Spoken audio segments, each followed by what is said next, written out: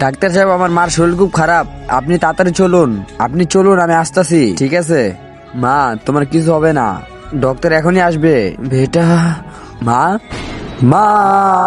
Doctor সাহেব, যেই লোকটা এসেছিল ওই লোকটার মা মারা গেছে। হ্যাঁ, তো আমি কি মেরে ফেলিস ওর মাকে? কিন্তু আপনি জান নাই তো আমি এমবিবিএস ডাক্তার, আর আমি ঘরে যেতে 2000 টাকা নেই, আর ওরা আমাকে 600 টাকা দিত।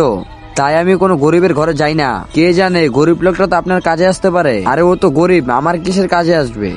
তার আগে গাইস, এটি একটি ইসলামিক ও শিক্ষণীয় ভিডিও, এখানে কোনো খারাপ কিছু দেখানো হয়নি, তাই কেউ লাইক সাবস্ক্রাইব করে না। তো বন্ধুরা, তোমাদের কাছেও যদি ভিডিওটি ভালো লেগে থাকে তাহলে ভিডিওটাকে লাইক করে চ্যানেলটাকে সাবস্ক্রাইব করে তোমার সুন্দর নামটি কমেন্ট বক্সে লিখে যাও। ডাক্তার সাহেব, ডাক্তার সাহেব, আরে এ তো মারা গেছে, আমি ওনার জানাজা কিভাবে পড়াবো?